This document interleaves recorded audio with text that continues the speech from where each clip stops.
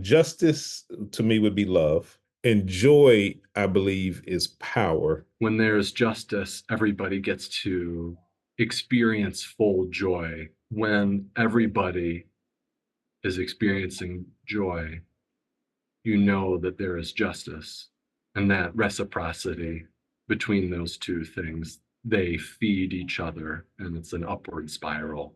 Justice and joy are related because I believe it goes hand in hand. In a just world, there wouldn't be, any of the tragedies that we deal with. Joy and justice are related because both are essential to a well-rounded life. And I think that it starts with hope, right? I want to believe that this can get better. I want to believe I can survive. I want to believe that this ain't gonna always be like that. I want to believe that I'll have a reprieve. If you can muster up hope, then you can muster up a sense of peace. And once you hit that joy, then you can move to love, right? And so now you can give that outwardly. And so you got space to talk to people. You got space to give and to pour out. I got into activism work naturally so.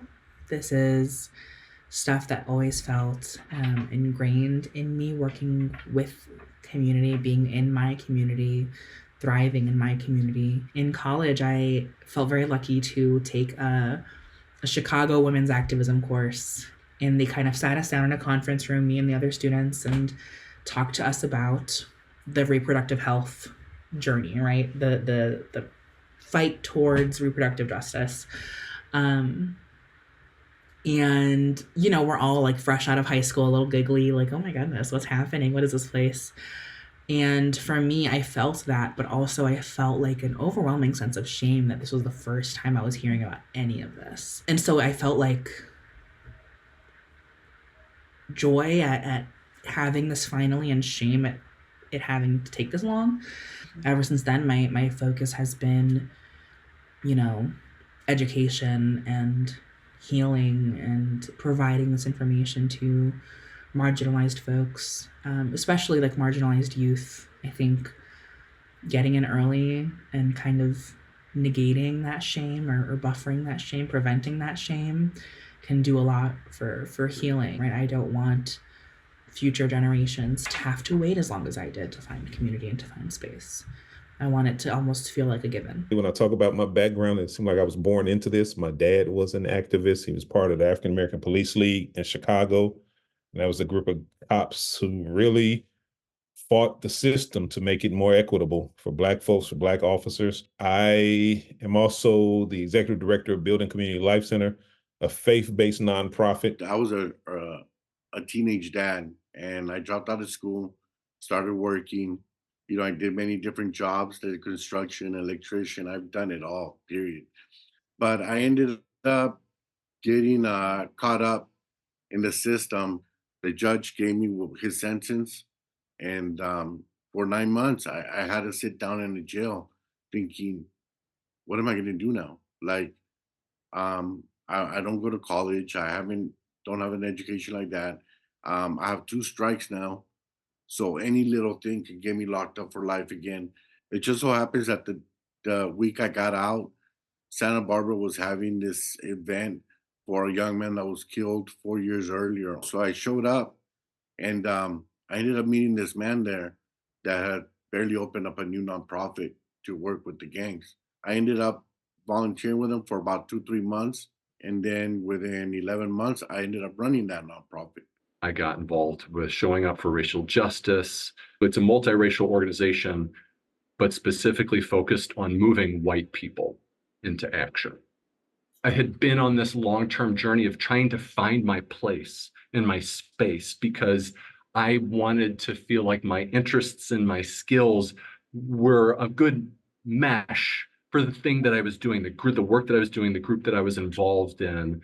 And I had still been struggling to find that place. And it wasn't until I connected with Serge and I found this joy in being able to use particularly that white part of me, and use that for good, where I was like, oh, this is clicking in a way past external volunteer or community-based experiences hadn't quite hit that sweet spot for me.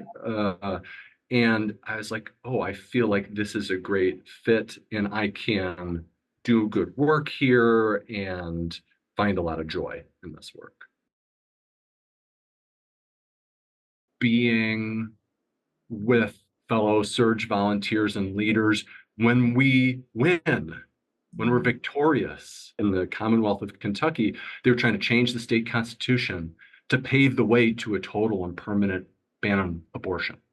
And we defeated that in Kentucky. And that was, nobody was expecting that to succeed. And so the joy in victory and winning and being on the right side of history in that is incredibly joyful because, God, we put in the time. So it's good to see it bear fruit. It's not consistently joyful, but if it was consistently joyful, I wouldn't know that I would call that joy anymore. It's joy because I know what pain feels like in this work. It's joy because I know what heartbreak looks like in this work and disappointment looks like in this work, and so when I do feel the joy, I feel it. Like, I feel the hell out of it. And I don't feel it by myself. I feel it with other people. I feel like, I feel it when I listen to music with my peers and we're just like processing, or I feel it when, somebody gets hormone therapy and their parents initially were against it and now they've been approved and they're feeling excited. And, I feel it when young people are hearing about, their options for the first time and aren't being forced to do things they don't want to do. And so it's fleeting, but I think that's kind of the nature of joy. I think joy is a temporary thing. And therefore, it needs to be cherished, I think, in the work that we do. Building accountability in the kids. That's the biggest joy for me. I love watching them build their own community of little 20 different gangbangers. I think that's what brings me joy, knowing that our future is going to be a little bit better, more tolerant. I think that gives you a little bit more energy to keep pushing just a little bit more forward. I see the changes that we've made since I started doing this. So that also gives me hope. It brings me a lot of energy knowing that we're not just one or few, but there's a lot of us heading in that direction. I feel like my network of people that I could reach out now to more about, hey, um, I'm running into this issue, or my cup is running low, and there's people there to kind of uplift you, or ground you, or remind you of what the greater need is, and so on. Like, I feel a lot joyful for, again, the more people, the like-minded people that are starting to head in this direction, that we're definitely heading to a good place. Around 2017, 2018, whenever Black Panther dropped.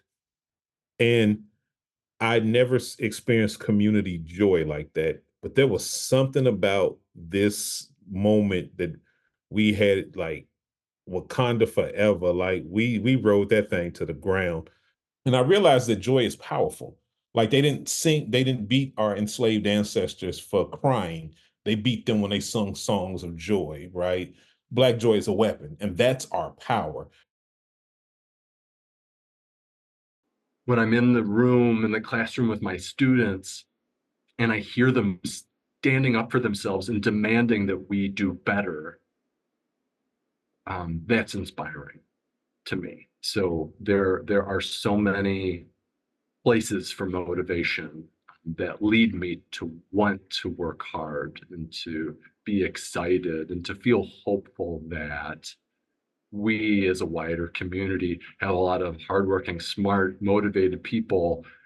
And that is why it's possible for us to be able to win and to push for the change that needs to happen to create a society worth living in where everybody has that equal access to opportunity.